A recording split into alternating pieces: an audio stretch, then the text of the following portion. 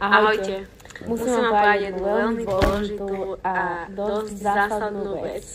A to je to, že nie len tribúny na štadión sú vypredané a sektor A a sektor Golden Circle, ale už aj sektor C je vypredaný.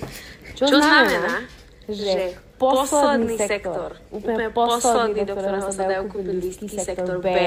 Takže ak ešte nemáš lístok a chceš tam byť, tak vieš, kam máš kliknúť, vieš, na akú stránku máš ísť. Takže extrémne vám ďakujem, extrémne sa z toho teším a bude to